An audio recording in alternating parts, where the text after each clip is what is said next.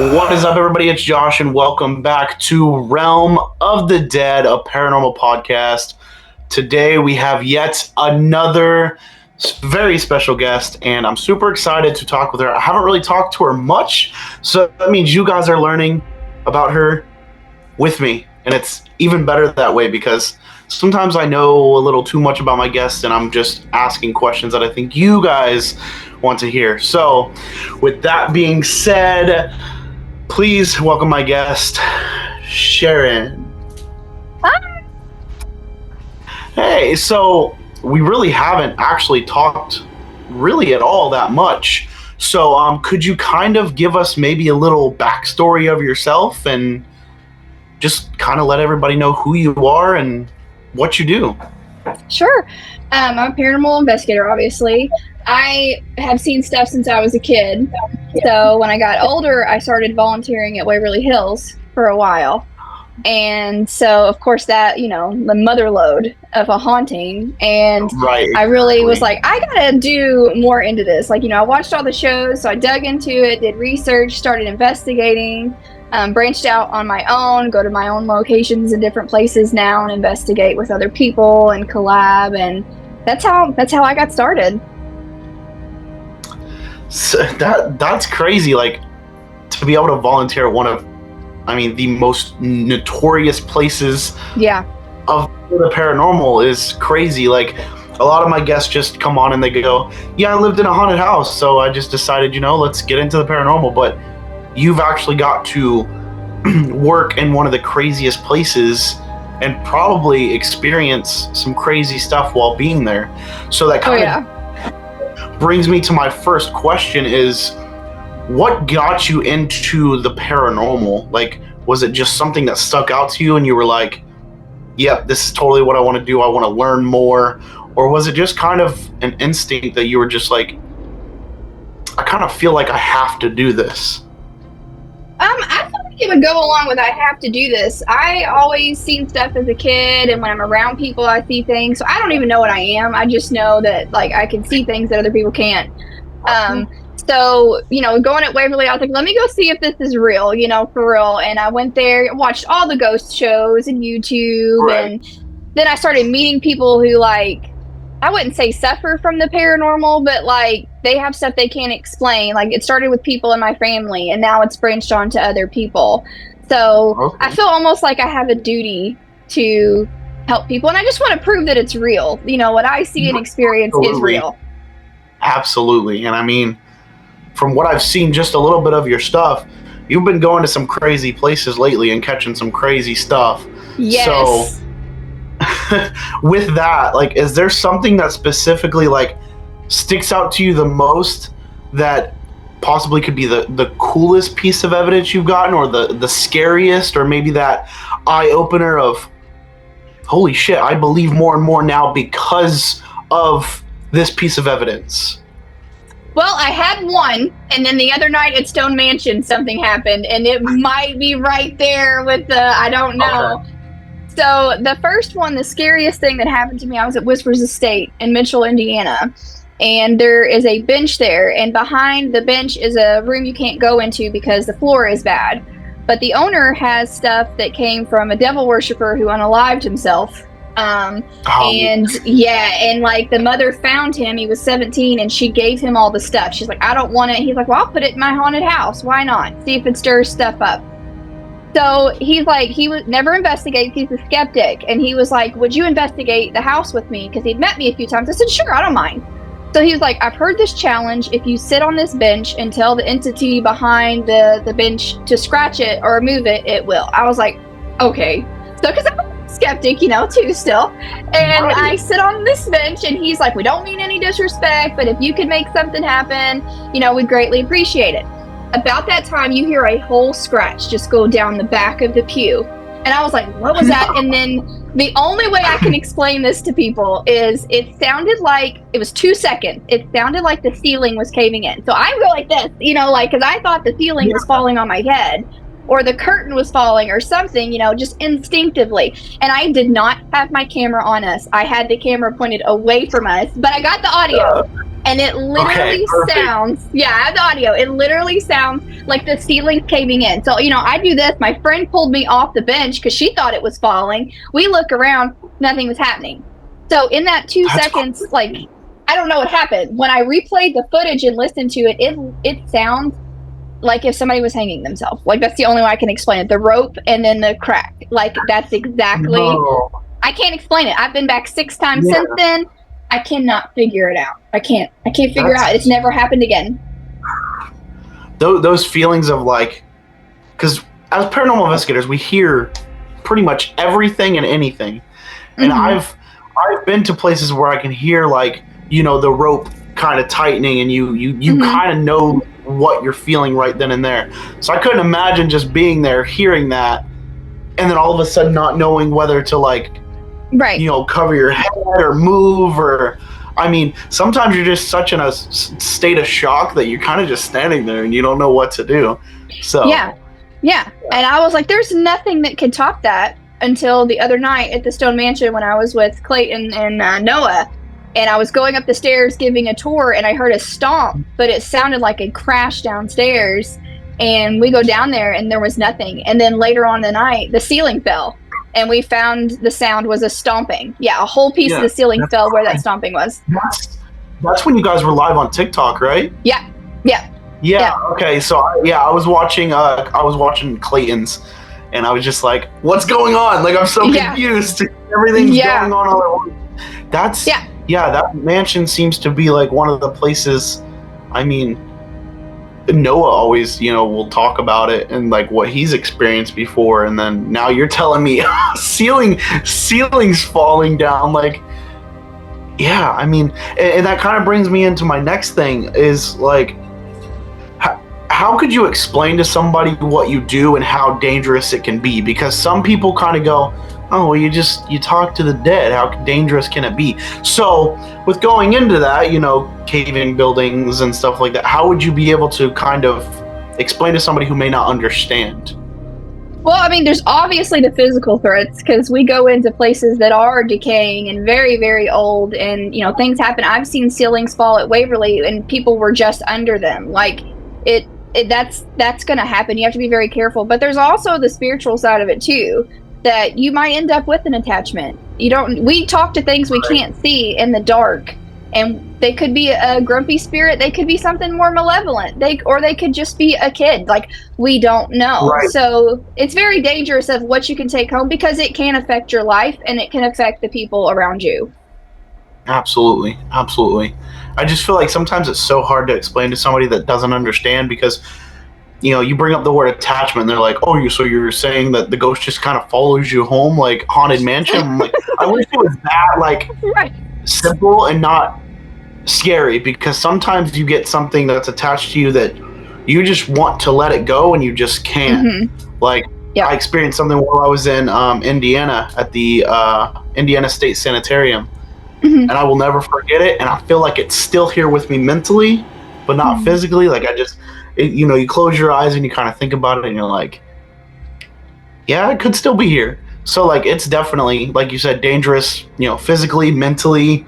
We don't really know what we're talking to and how powerful it can be. No. We just know from what we're getting, and that's about it's just like the viewers. They're only getting what we know and what we get. So yeah. And you can be around other people and their attachments pick up on you. I've recently learned this. I have friends that had an attachment. His name's Ed, and he came from West Penn, and he'll come through my devices when I'm investigating now. I've been crazy. With Clayton's attachment twice, and it followed me home. I had to call Clayton, and I was like, you need to get your boy, because he's Clayton, come on. Stuff's happening in my house.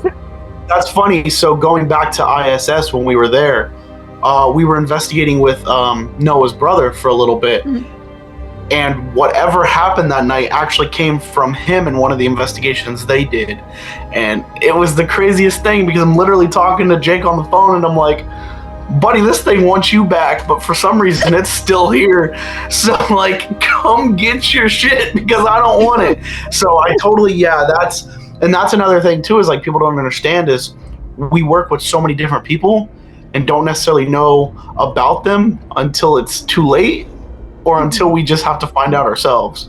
Yeah. So it's definitely a demanding type job, hobby, however you do it. So right.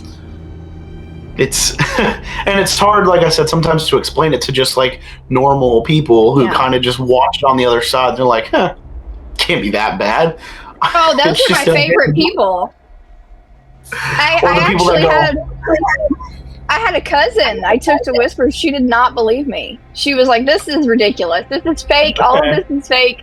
I said, go on a hunt with me one time. She got scratched. One time. And changed her life. Changed her life. She's like absolutely 100% believer now. So I don't mock these things. You don't mock them. Nope. I mean, I also love the keyboard warriors that are like, nah, you faked that. You're faking all your stuff. And I'm like, all right, do it for me one day so I can just stay home and say the same thing while you are frightened out of your pants because you don't understand where to look. And especially in a place like Waverly or ISS, like those are huge, massive buildings with so many different corridors. And it's like, yeah, you really don't know where to look because one time you hear it from this side, but then you hear it in front of you and then you feel like something's behind you. So you're constantly like a 360 camera.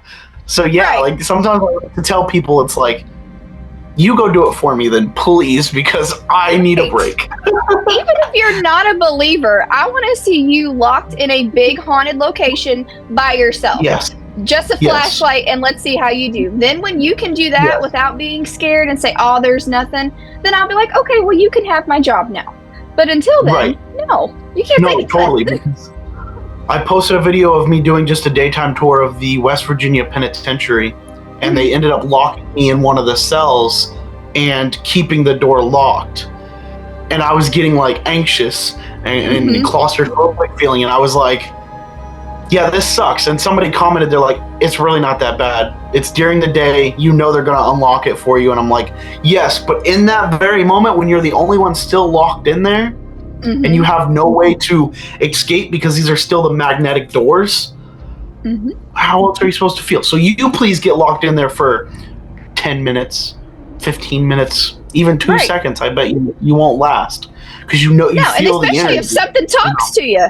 If something's in there messing with you and you can't get out of there, what are you going to do then? That's what I'm saying. Like, I'm not going to crawl under the bed. It could be under the bed with me looking at me. I'm not... like, some people just don't understand. No. And especially, like, these jails or prisons that, a lot of these people went through hell and back. So the spirits that are still there, a lot of them are still very angry because they couldn't finish... being happy. They couldn't. They never found happiness. They died angry and some of them lonely. So that kind of brings me into my next kind of topic is, were you always a believer? Like, 100%, you didn't really kind of have a skeptic thought in your mind? Or going into this, were you kind of skeptical about, like you said, you saw things at such a young age.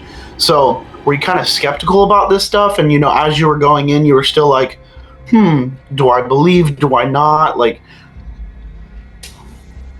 well, I mean, I don't think I was ever skeptical because I always wanted to believe there was more. I grew up with a Christian background and still do. Yeah. So I always believed that there was more out there. I just wanted to contact what was out there. So I was never skeptical, but I have found that now that I do this full time, that I've become more skeptical, if that makes sense. But I think it's not like that I don't believe in stuff. It's more of, I can tell the difference between something that's a ghost or a spirit than an old building creaking. So, and it comes also with watching other people. I can be like, I can determine now if that's for TV or if this is real life. So. Right, and it's that side of, you're okay with debunking things, whether it maybe makes your content a little less grand than it could have been if you didn't say, oh, that was just the wall creaking.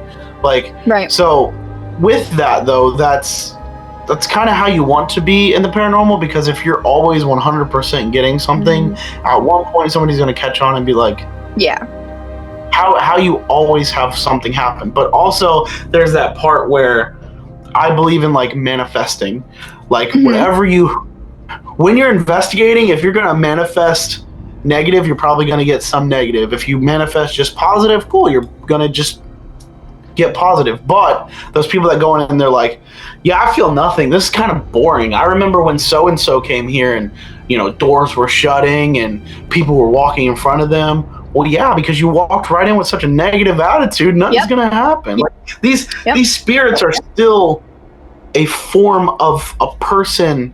You know, they're not stupid.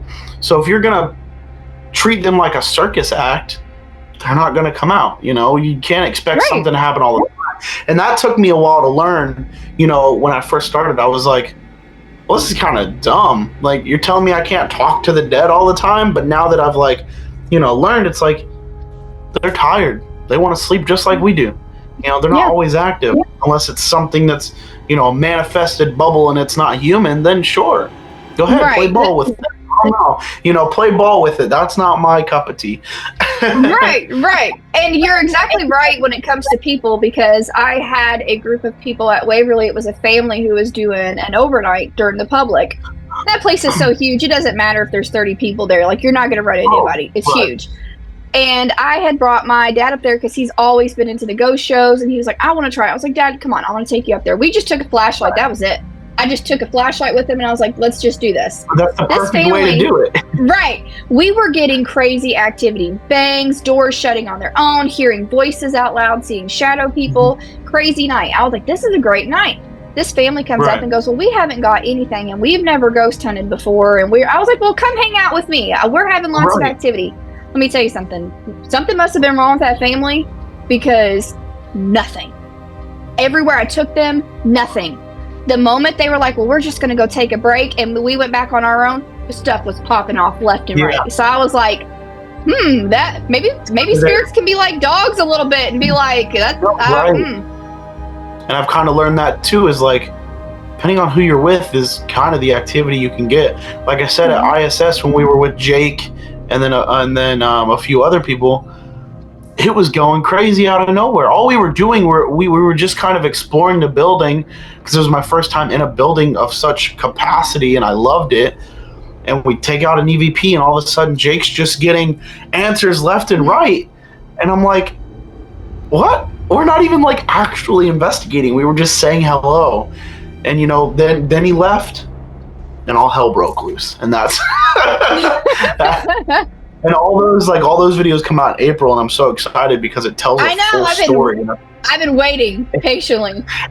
And I've never had videos create a story like this one did. And it's insane that, like, Jake had to be a part of it for that whole night, because we had nothing else to do. We were like, we could call an ambulance, but they'd take me to a psych ward because they think I'm crazy. Or we could call Jake back and he can, I don't know, do something over the phone. I don't know. Right, so, at least I'll feel better. I'll feel better if he's there. Right, but all the footage seems so unreal, and I can't wait for people to see it. But I can't wait to see it either. And you know, 90% of my EVPs caught have been doing B-roll. They have never been me sitting down and asking questions. It'll be me walking around and I'll catch something. I'm like, what? And that's the craziest thing about it, is like, people think you have to set up all this equipment. And to me anymore, the equipment's just cool for the video. Like, it sounds cool, it lights up, it looks cool, it helps a little bit. But if you just sit there and listen, put a recorder out, you're probably gonna have a full-on conversation with somebody you can't even see. Yep. So it's just insane how, you know, things work, and how they kind of, you know, they elevate with us. You know, the spirits are like, oh, I've seen this before.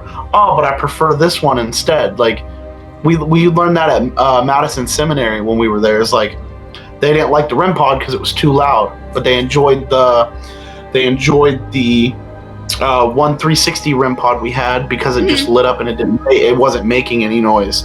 So they loved the colorful lights. They just didn't like the loud beeping noise. So it's like, when you can talk to a spirit just like they're right there in front of you, it's a whole nother like feeling. And it's hard to explain to just the normal people. It is. And I've had conversations with spirits, and I'm like, I still sit and go, how is this real? But I've cried because I can literally feel the emotion. Talking to Civil War people, like people who were in slavery, I met one at Whispers and had a 30-minute conversation using a music box because they could not read or write, so they could not use my Ovilus or anything. So we just used yes or no with that. And like when he was telling me some of the stuff with yes or no, I started crying because I was like, my heart is just like, I can feel your pain. So it's like, right. And that's when it becomes more personal, when you can feel their actual pain, like they're there. Mm-hmm. And I felt it. I was at a all African American cemetery here in Florida, and it was just basically all the slaves and then the people who bought them were all buried together. And I was talking to this one spirit, and she's like, I can't believe he's buried next to me. I can't believe that my last sight was him being buried with me. And like, just like think about like getting a full conversation like that with somebody you never met, because you're not old enough to have been even there. You probably read about some of this stuff in a book in school, and to go back and like rewatch footage and stuff and just see, it's like, I just had a full conversation with this woman. I don't even know who she is. Yeah. So like, yeah, she was really telling me, she was like, you know, he killed me. I'm buried next to my killer. My husband's over there. Like, so they never even buried couples even close to each other. So that's like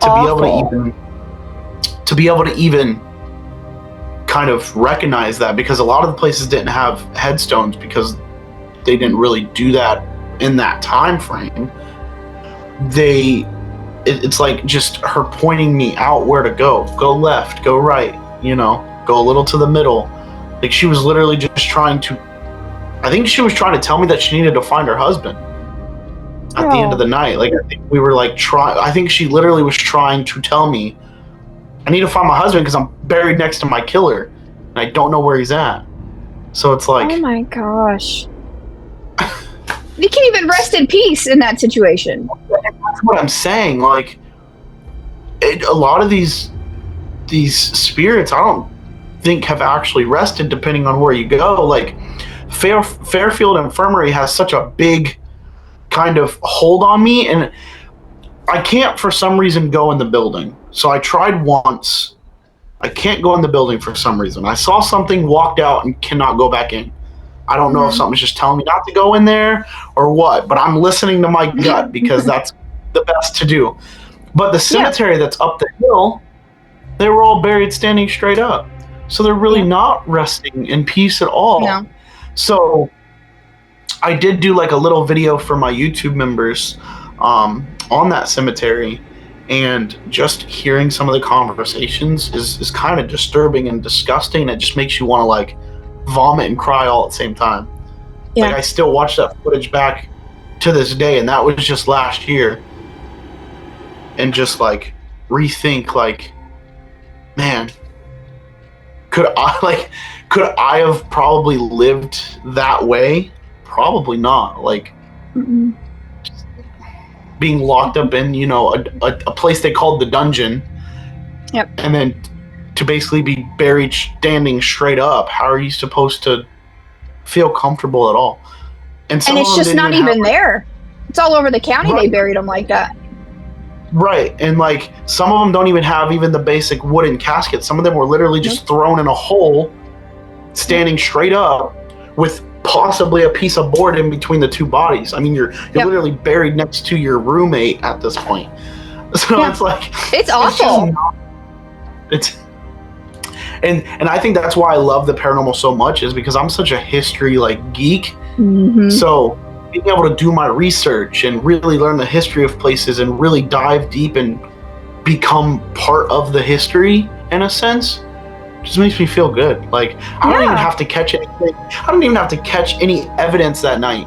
But to know that I did all my research and I'm actually physically in this building or on the property and just talking about it and walking around it is good enough for me. Like, right. And that's what I tell everybody is like, if I have a slow night, you're getting a slow video. I'm not faking it or anything to make it better. It is what it is, unfortunately.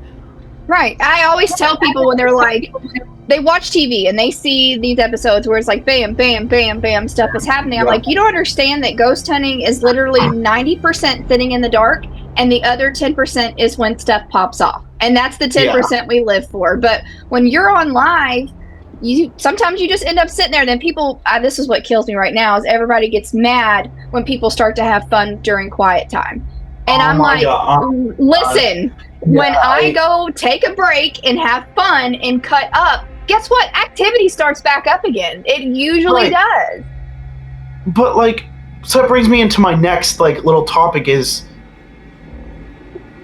like, what is your opinion on having fun while on an investigation? Because like, I don't feel like it's disrespectful if I'm not touching anything that I'm not supposed to, if I'm not throwing things around, if I'm not breaking anything.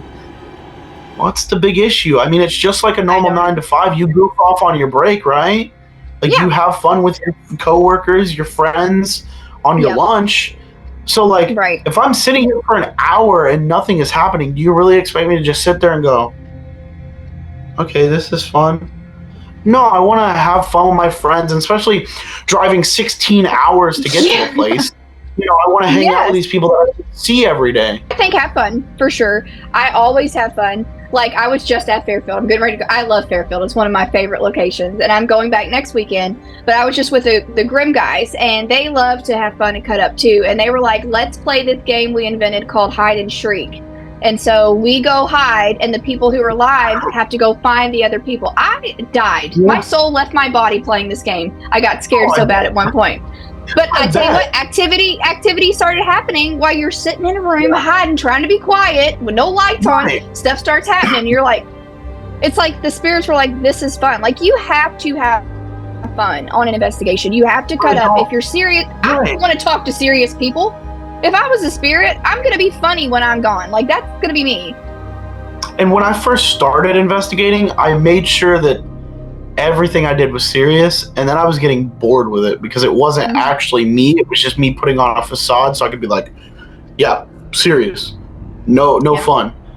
Right. But then I met like Haunted Archives and a bunch of my other friends, and they just love to have fun. So I was like, well, what's the point of being serious? I mean, these people are having fun. So like, I'm going to have fun. I mean, like I said, sitting there for an hour with nothing happening, do you really expect me to just sit here on my phone and scroll? No, I'm in an unknown place that I've never been before, and I want to, explore. Like we did Lights Out in Madison Seminary. That was scary, but it was fun, It's just, I think people are taking the paranormal a little too serious sometimes. Way too serious. It is a job for a lot of people, including myself. But when I had a regular 9 to 5, I goofed off too. Like, I feel like if you take things too serious, it's not. It's boring. That's probably why. We were literally at Whispers, and I got Clayton a birthday cake for his birthday because I knew he was going to be busy all week. So I was like, I'm going to get your birthday cake. And so we were sitting around eating cake, cutting up, being raunchy, having a good time. And all about that time, you hear a spirit out loud go. I was the only girl. Well, I mean, Jake's girlfriend was there, but like she was across from me, not making any noise. It was, and then doors started moving and stuff. And it's like they like it when we have fun too. They enjoy it. Do you really think these people were serious before they died? Probably not. They're still normal humans. Like, I mean, like I said, we were in West Virginia Penitentiary. Daytime tour, we had people with us. We were just cracking jokes, and you could tell when like the energy shifted. So like when we were kind of just walking around getting the history, nothing was really happening. But when we started cracking the jokes and then just having fun, you could tell people were walking into the cell area and like the lunchroom. You could so they know, if you're. I like to ask the people who say being serious is better than having fun. I want to ask them, I want to be like, are you always serious in your everyday life? Right. Like, how serious can you be? I don't know, some of them might be. Well, yeah, and that's why they're upset with life. Right. I try to be nice and stay out of the drama, but sometimes I'm just like, maybe you need my input inserted right there, because it's just, like, I'm in 3 different communities on YouTube. I know how to insert myself when needed. So it's watching all the tweets and everything blow up. It's just like, see, now you're too serious. You're literally making your tweet serious about not being serious. Yeah. And I think there's a time to be serious, and I think as a seasoned paranormal investigator, we know those times. Like, I can tell when you feel the energy shift, when it's something dark. Like, you know that, like, okay, I'll poke the bear a little bit, but there's a point where I'm going to stop. And if there's a spirit trying to tell its story, I'm going to sit down and I'm going to listen to it. But usually the interaction is super fast, so there's no reason to be cutting up.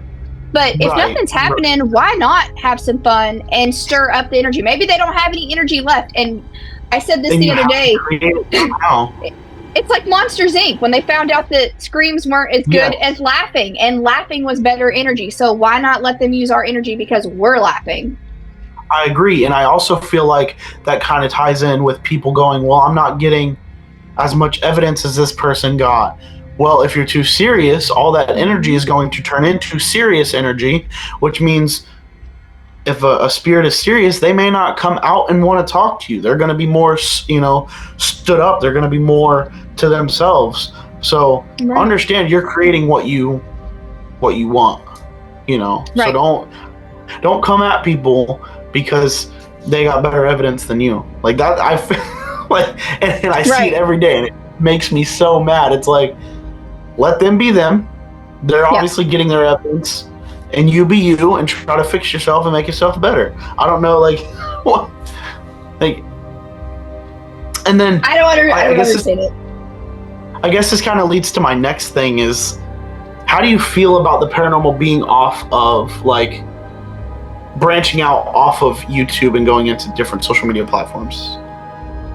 And I ask this question because this has become a big topic where people think that going live is incorrect way to do things.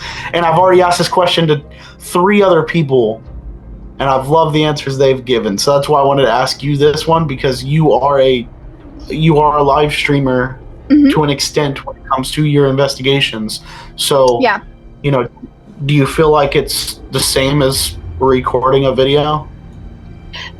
Yes and no, because I think with a live, and I'm not calling anybody out, but I think there are people that do fake evidence, and I think it's really easy to use on YouTube to fake evidence. But then there are other people that do amazing YouTube videos, and they are just off the chain, and I love to watch them. I think doing a TikTok live is a lot of fun because people can see in real action that it's not bam, bam, bam, bam. And you have a very lower chance of faking evidence if you're live. Absolutely. So I think paranormal should be on all platforms. I think, if you're good at YouTube, do it. I suck at it. I haven't figured it out yet, but I'm great at making TikToks and I'm great at going live.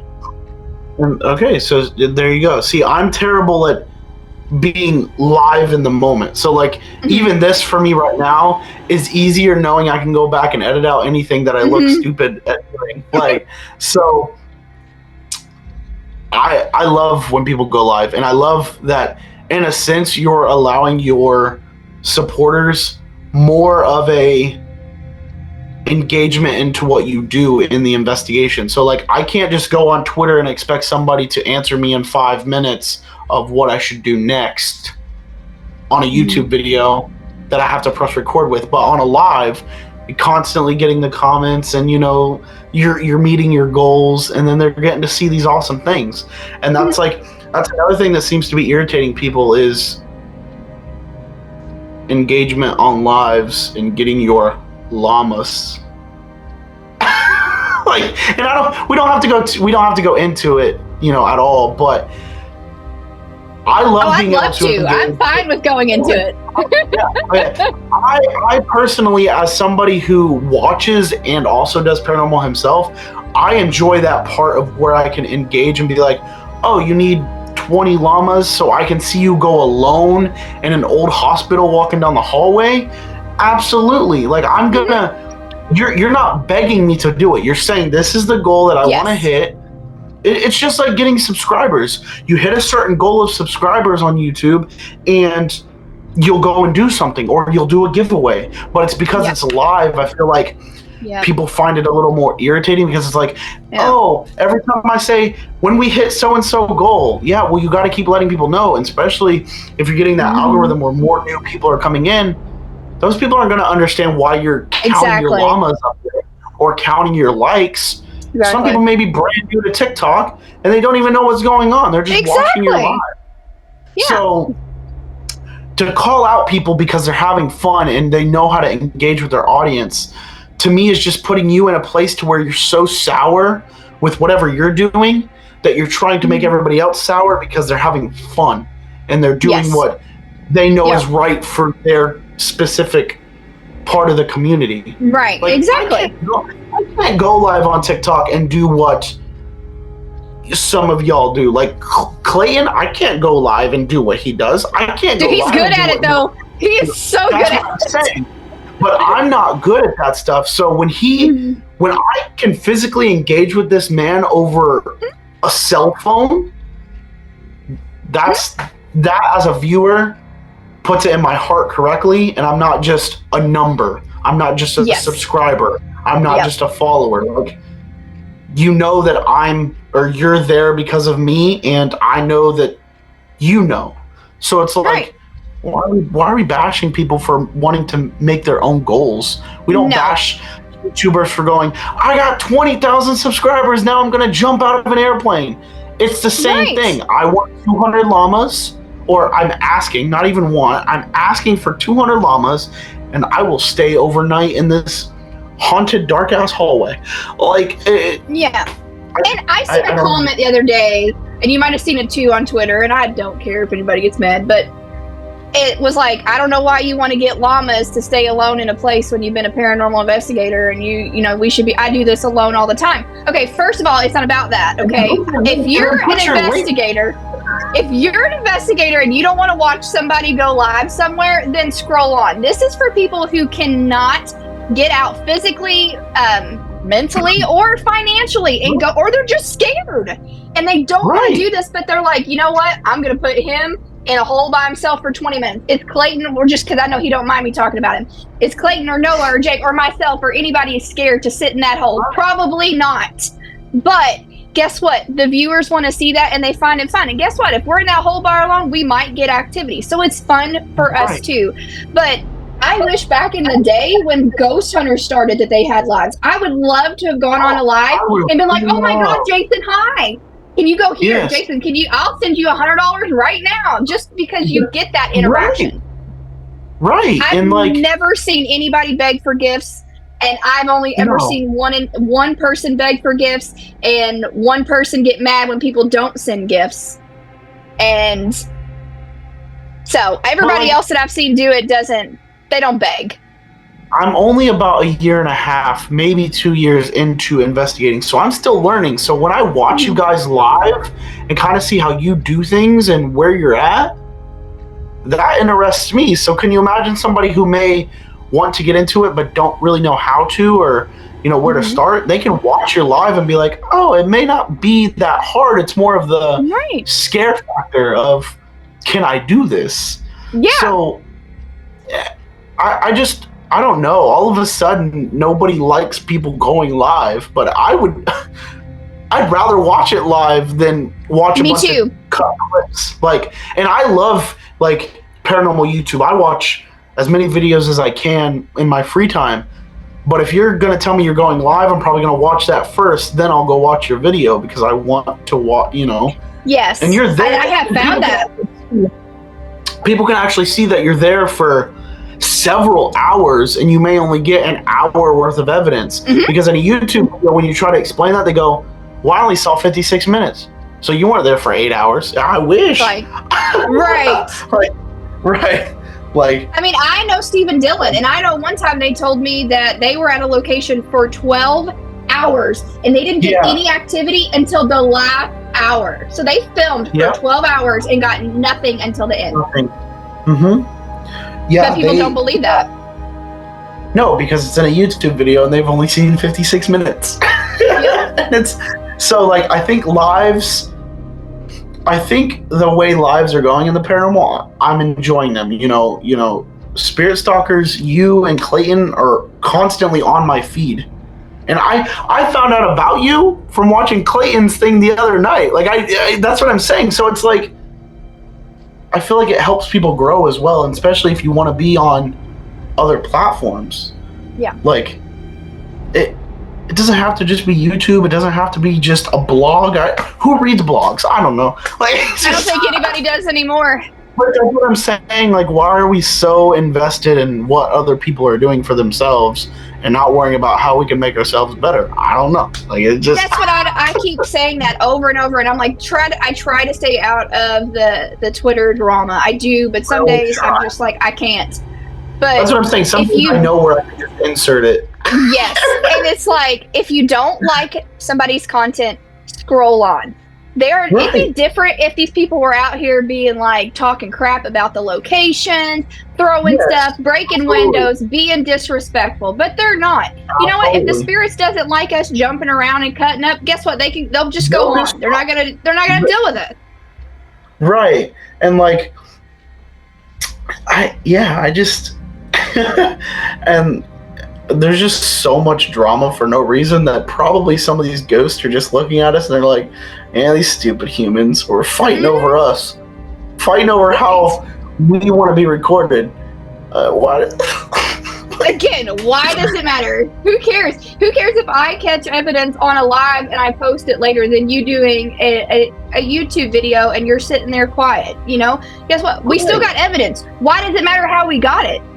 No, correct. And like, I learned that from working with like Haunted Archives, because he goes live pretty much at any location that has service too. Mm-hmm. I went live for the very first time like ever at the Bel Air House last year when I went with him, and I was like, no, this is kind of fun because then people can point out stuff right then and there that maybe you didn't see. So I had people saying, oh, I saw a shadow behind you, and I'm like, what? And then I have to wait till I get home to look at all the footage and be like, there was a shadow behind me 3 weeks ago. Like, so the lives, I think, are just more engaging, more interactive, more, you know, to me, they're more heart pounding too. Like, if I'm having people tell me right then and there, yo, did you see that? Yeah. And I'm like, what do you mean? You know, it's just, I think it's a better way to go sometimes. What's the difference? I mean, you get to keep your lives. It's not like you do it and it's gone. You get it for 30 days. You can go back and review this footage over however long. I have caught EVPs. I have caught shadows. I have caught doors opening on their own at whispers on live when we're sitting right there. Like, and I can go back and use that as evidence so people can't say, oh, well, you know, you did this, you're faking it, whatever. But like, it's still a way of investigating. Right. What's the difference between a TikTok live and a camera? Right, because you can still turn those lives into reels. You can turn them into TikTok. You can turn them into shorts. Yeah, they're going to look a little different because they were live and there may be some lags, but...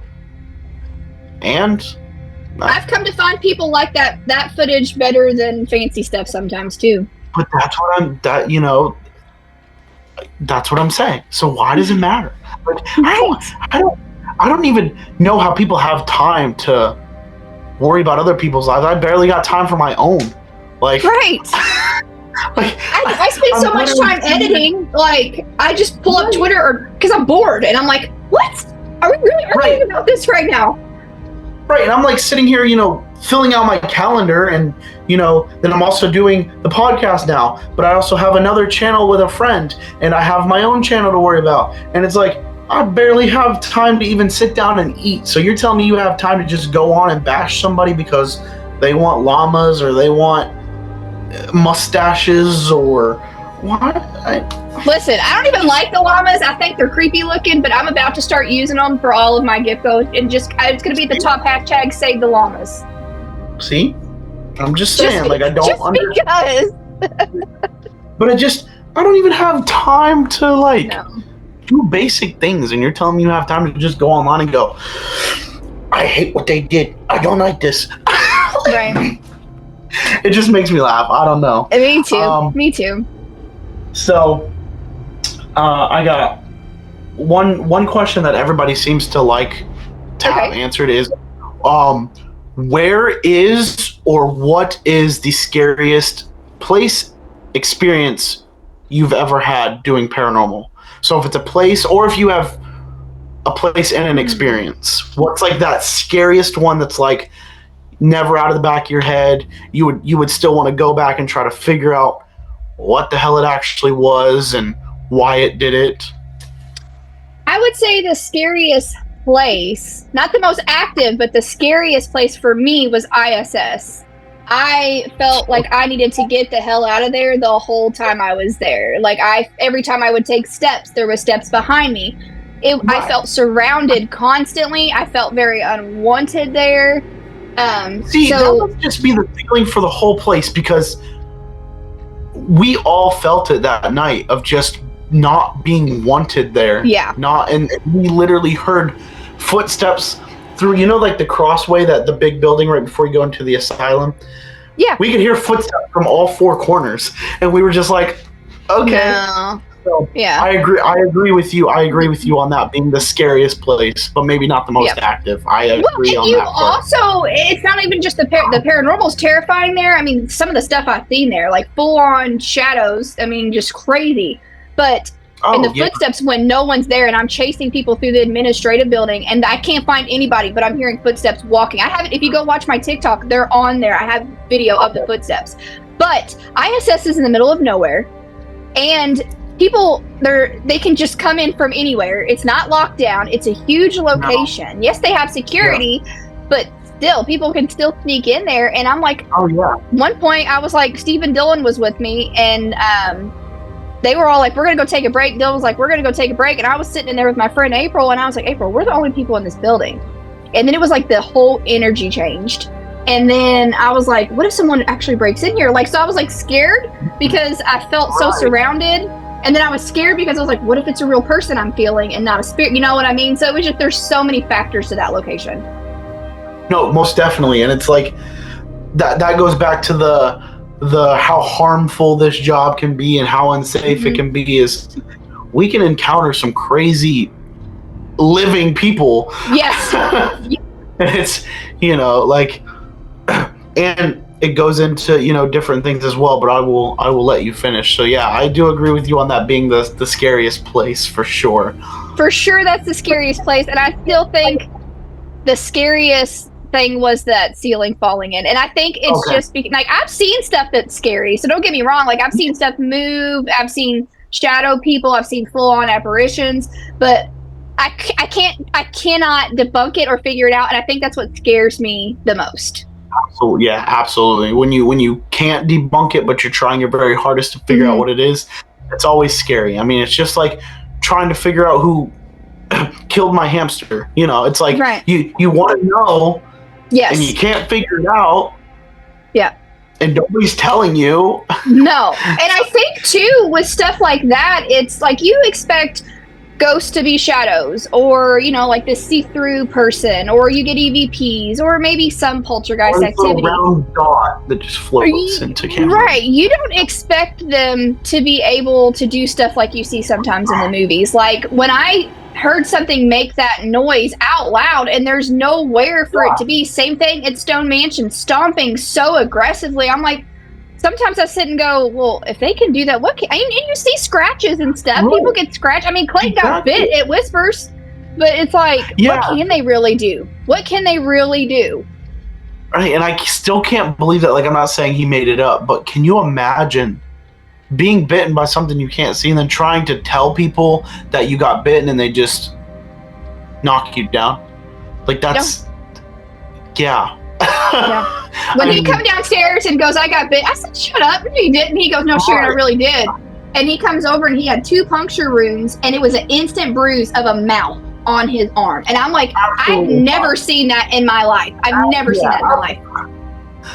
Clayton be getting into stuff I just don't want to get into. I could be his friend 3 be hanging around and just be like, watch this, you want to go to an investigation? And that's actually something that happens is your attachments, sometimes you'll have a quiet location, but your attachments or whatever is like, you know what, we're going to mess with them. And you end up talking, like we did at Stone Mansion. We ended up talking to whatever, 3 or whatever, whoever it was the other night, more than we did the ghost that lived there. Yeah, I was trying to, so I think I came into the live like a little bit later, and I was like, who's 3 and why is he just so angry with, seems like Clayton all, like, no matter what? Like, all the time. Who is Greece?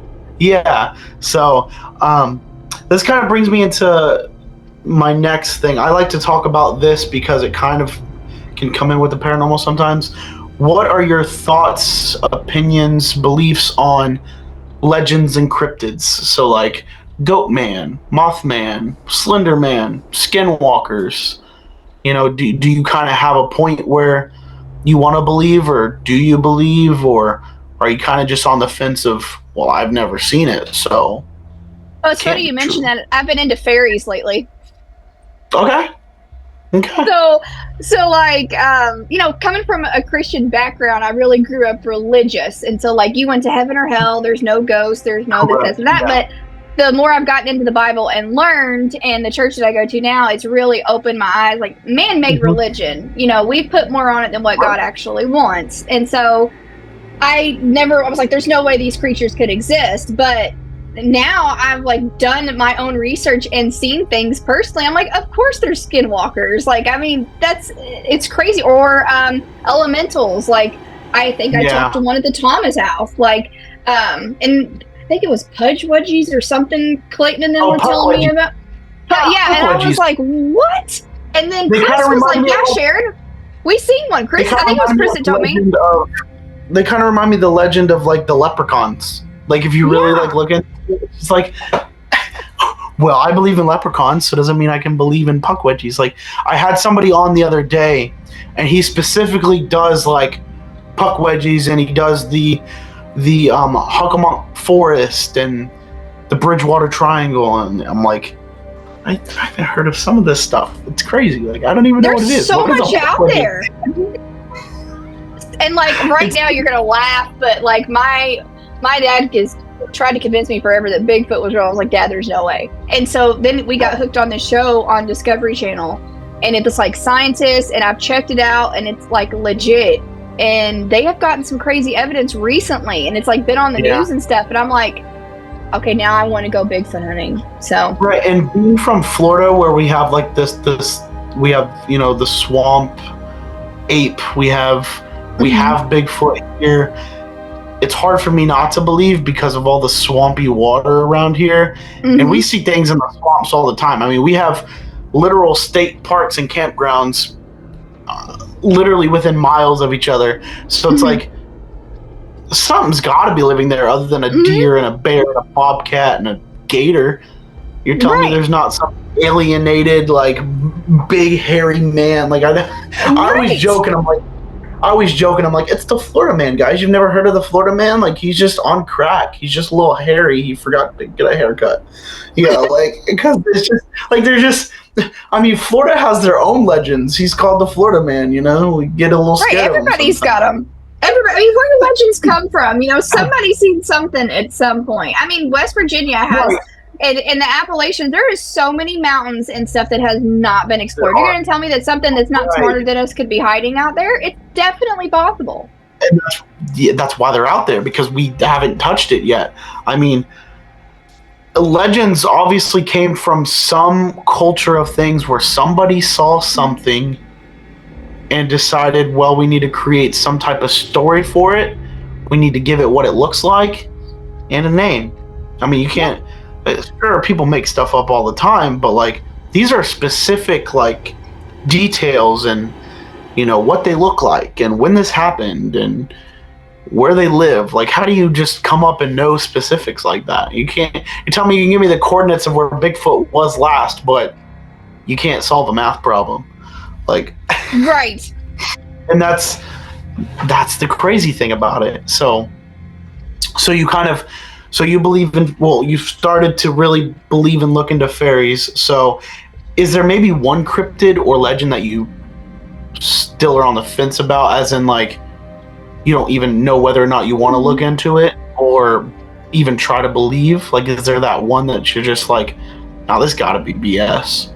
Well, I don't know if it's a cryptid, but I am not on the UFO train yet. Okay.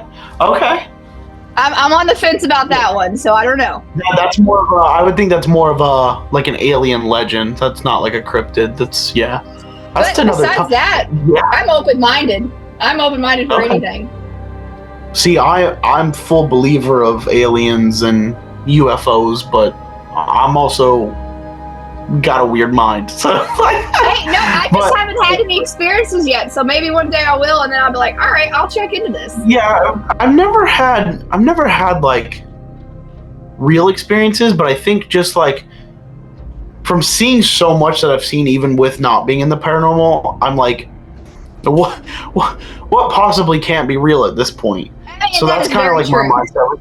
You know, like I've never had an alien come up and point a gun in my face, or I've never seen a UFO in the air, but I'm just at that point to where I'm like, I think anything's possible. You know, if you told me that you had a friend who was a leprechaun and only changed into a leprechaun on St. Patrick's Day, I'd probably believe you because Jesus only. You know, like I'd be jealous. Like I need to meet this friend. But that's what I'm saying is like, you don't know anymore, and it's like, I'm not going to doubt you for what you believe in, and you know that kind of goes into like bringing religion into the paranormal. It's like, just you believe what you want to believe. Let me believe what I want to believe. We don't need to tell who, what, where, when. It doesn't matter. Live your own lives. Like like I was born into a Catholic family, very, very strict Catholic family. What I'm doing right now, they don't understand. But I'm not going to be like, well, you have to believe it. Right. You have to follow in my, you know, train of things. I have friends that, you know, watched me start YouTube and do like my theme park stuff or whatever. And when I changed to paranormal, they like kind of booted themselves out of my circle. So it's like, I'm not going to tell you to believe or not, but you also don't have to drag me down with, well, my religion says, well, that's great. I'm happy for you. You know, and that's a very strong subject with religion, but it's like, don't bring it up then. Well, I don't want your opinion. I don't want your opinion. Well, then I don't want you to even put it on social media if you don't want my opinion. I don't know what to tell you. Like Exactly. And I don't think that I would never in a million years push my beliefs on anybody ever, because that's just me. And I don't even bring it up normally because people do in the paranormal field are like, instantly. They don't take you serious. And but like if somebody comes to me and is like, I believe in fairies or I believe in this, before I'd have been like, okay, that's weird, but I will never tell them that. And I would be like, okay, well, tell me about it because I care. That's who I am. Yes. But if this is controversial too, but if I bring up that I believe in demons, then I'm just an idiot.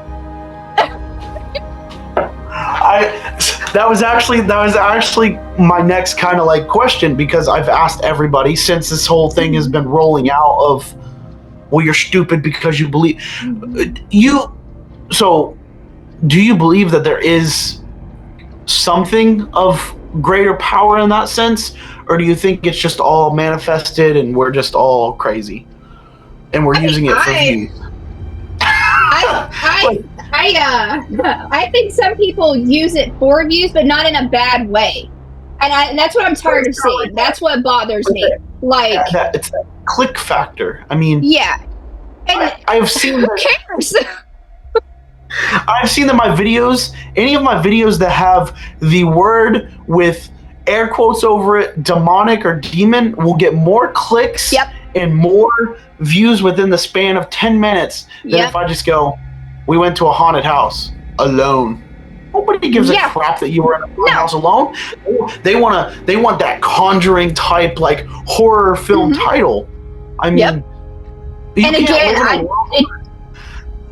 it doesn't matter if someone puts it in there and there's not a demon there. It doesn't matter. It's not affecting the building and it's not affecting anybody. Who cares if someone uses it to get more clickbait? Right. We should all band together and be like, well, at least more people are watching about the paranormal. Who cares? Right. I mean, we can't live in a world where horror movies and horror in general have become such a big thing and expect people who watch the paranormal to not want that same aspect. Right. I mean, when I create my trailers to put them out to get people excited for a video, I get the most intense parts, even if it was just me joking, turning on the camera, but I'm going, oh my God. Yeah. And I'm gonna use that. I'm gonna put the dramatic music over it, and my title's probably gonna have the word demonic encounter. Whether it was just an angry spirit or not, why does it bother you? It doesn't. As another creator. It shouldn't. It shouldn't bother anybody. it comes down to, I don't think everything's a demon that I run into. I don't think every angry spirit that I run into is demonic. Nor do I think every location has a demon. But I do believe they are out there. And if someone puts it in a title to get more views, why does it bother you? Maybe you should just try it yourself and see if you get more views, and then maybe you wouldn't complain about it. But that's just me. It's just a title, and me coming from a generation where I grew up like watching YouTube, like watching the pranksters of YouTube, like the OG YouTube. The clickbait on those videos were more insane than putting one word demonic into the title. I mean, I was watching people that were like, I got hit by a car, and it's really just she slammed the door in my face. Yeah. So it's like, do we forget that that's how YouTube started, was to clickbait? And I'm not saying, first of all, 5 minutes in, people forget. They forget 5 minutes in that you even said demon in the title. But that's what I'm saying. I'm not saying you have to clickbait your videos, and I'm not saying people are clickbaiting, but if I can see a change in my algorithm as a newer creator in the paranormal, don't you think I'm going to go with what's working? Yeah, and that doesn't make you less of a paranormal investigator, and it doesn't mean that you don't take this seriously. Because there are bigger creators out there that use demon, and they are some of the most serious investigators I have ever met. Yeah, I mean, there's a lot of people I've met that, I mean, there's people I'm friends with personally that I grew up watching and would see the title demonic, and I'm like, I gotta click on it. I have to.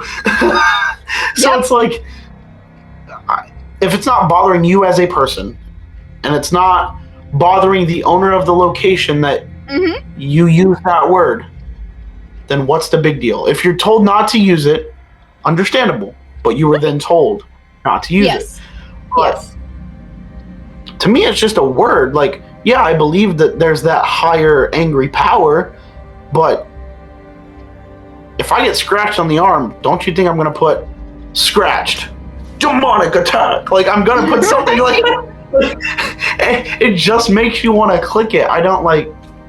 And here's my other opinion, and I could be 110% wrong, but if I owned a haunted location, I would not be mad at people for saying there's a demon there or there's a demon in there, because let me tell you something, people are going to want to come check out a location that a demon is at more than a haunted location. So you are going to make more money. You're going to make more money because more people are going to want to come to your location because it supposedly has a demon. Probably doesn't. But guess what? You're getting more people to come investigate your location. And I don't understand what's wrong with people making money off of this. Like, I don't feel like it's disrespectful. I think there's a line that has to be drawn when you're making money doing this. But that's with anything. I mean, you shouldn't be charging content creators specifically another $1,200 to want to film a live stream for 2 hours only. You know, if you know what I'm talking about, you know what I'm talking about. Yes, I do. But we actually have a place here in Florida that even if it's called the Maystringer House. It's in Brooksville. I don't know if you've heard of it. It's kind of infamous. It's kind of more of just a local home. But if you get anything on EMF or on like EVPs or anything that has to do with evil, demonic, demon, anything, they won't let you put it in your video. They won't let you put it in your title. Like, they want no part of that, which to me is weird. If you have something coming across my spirit box and it's saying evil and I'm not forcing it to, that's on your location then. That means something obviously is angry and saying these things. But yeah, I mean, if it's not destroying all hope for a location, I don't see the issue. I mean, also back to what we were talking about, how we don't know everything about the paranormal. Nobody will ever. It's so unknown. It's so unknown, and that's why when I see more people getting into it, I love it, because that means more people are wanting to discover it. So you telling me that just because I got scratched doesn't mean it's a demon doesn't mean you're right either, because you don't know. We don't know. We don't. You're a paranormal investigator. You're not a paranormal wizard. You didn't go to paranormal college, and if you did, please let me know where you went, because I would more than happy, and I would be more than willing to go to this college so I know if demons are real or not. Right. Like, so if you could please give me the facts of this. But I think, again, it just comes down to, if you don't like it, scroll and move on. If a location owner says, hey, I don't want the word demon in my video, you can still make a great video without using it. And I think a lot of people will still investigate locations even if a person doesn't let them do that, and they're still respectful. So why are you going after people? I don't understand. I don't get it. No, absolutely. And like, I went to Poasttown Elementary School in Ohio. Probably one of the weakest investigations I had, because there's not evil there. It was just some kids, some miners, and some teachers, like coal miners, and then some teachers. So there was like nothing evil there. There was just a mean spirit, but he was just, I mean, he was an angry janitor, and then the angry teacher. I mean, back then teachers were always angry. They were just ready to whip children. I don't know, like, you know, but for my title, I just put most haunted school in America. I don't know, something like crazy. And it did pretty well without even using the word demon. So it's just like, just know where you place it. Just know where you should have it. I don't know. Or just mind your business and let people do what they want to do. That's what I'm saying. Like, I think the only people we should go after in the paranormal field, like we band together, is if we catch people faking stuff. That does annoy me. That annoys me so badly. That puts a whole bad rep on all of us. And I said from the beginning that, and I said this earlier, I said from the beginning, like when I posted my first ever paranormal video, I said, if nothing happens, then you're going to see that nothing happens. I'm not going to throw a chair for you. And I actually had a location here about an hour from me down in Ybor City. It was an old church, and nobody knew any history about it. Even the city of Ybor didn't know much about it because the records got burned in a fire. So I was the first ever investigator to investigate this place. And when I released the videos, the owner literally was like, I thought more was going to happen. I thought like a chair was going to get thrown. And I'm like, they didn't want to. He goes, well, yeah, couldn't you have just went behind the camera and knocked on something? Like, and I was like, no, sir. So now, amazingly, they do ghost tours and stuff there and are telling people that they figured out the story of their building and they investigated for 3 days to get answers. However, my videos are still up on the internet, and it proves that I was the first one there because he even said it on video. So, yeah. But he really wanted me to like throw stuff and make it ghost adventures. I'm not faking it for anything. Money, not faking it for fame. Right. I would never do that. I care way too much about the paranormal. Is there an entertainment side of it a little bit? There obviously is, but that's in anything. But that's where I'm having fun. That's where I'm having fun. Right. That's entertainment. I'm not. Yeah, you're going to see me dancing at 3 a.m. because I'm slap happy on camera. But I do take it very, very seriously. That's very dear to my heart. But it doesn't make me a bad investigator because I'm live, or I cut up, or I believe in demons. So I'm just saying. I know. Yeah. So stay in your lane, please. Yeah. I got one last question for you. Okay. And it is there a place that you've always wanted to go to, you've never been, it seems really cool and interesting, and it can be in the United States or it can be outside of the United States? Is there just a place that you really want to go to and it's on your bucket list and you're ready to just cross it off? Well, mine is an impossible location, like, because I could make any other one of them happen that I want, because I do want to go to Ireland and Scotland, but I really want to investigate one of the Titanic museums so badly. Yeah, so I have a place. There's a place in Pigeon Forge, Tennessee, and it's the Alcatraz Museum, and they have Jeffrey Dahmer glasses. Yeah. I want to investigate that museum so bad, but they don't even let you film during the day. I have been reaching out, and nobody answers me, and I'm like, I want to. So that I get the whole impossible thing, because it's very Now, Wrath Chasers, I think get haunted. Maybe I could be wrong. I know Wrath Chasers for sure does. They let them come in. My friend Alicia from Paranormal Trio actually reached out for me because I'm obsessed with Titanic. And she reached out. They were like, we want a crazy amount of money. It's almost as much to go there as it is to Alcatraz. And you got to be super famous before they'll let you investigate. Right. Yeah. And that's the thing is like, we all start somewhere. Why are you worried about numbers that much? Are you telling me that just because I don't get this many views doesn't mean I'm not going to get the content? Like, sometimes I get more contact and evidence in my videos than I see in some of the bigger people I watch. I agree with that. You only have 1 comma. Okay, well, sorry. Excuse me. Sorry, but. Okay, yeah, that's definitely so. A museum, yeah, that would be, and Titanic specifically would be cool. So do you have a place that you have on your bucket list that you know you could go to, but you just haven't made it yet? Yeah, I want to go to Ireland. It's not Oddfellows, but I can't even think of the name of it right now. Locust Hall, I think is what it's called. Locust Hall, and it's in Ireland, and it's got that crazy story about the goat man that came in and played cards and then impregnated the daughter, and then they buried the baby in the wall. Yeah, I want to go there. Yes, that would be something. Yeah, that would be the video of the century. That would be right. Crazy. That's my dream location to go to. That would be Dang, could you imagine you putting that out on the internet? That'd be crazy. And I'm Irish, so it would be great too. Being from Ireland, it would be really cool. Right, yeah.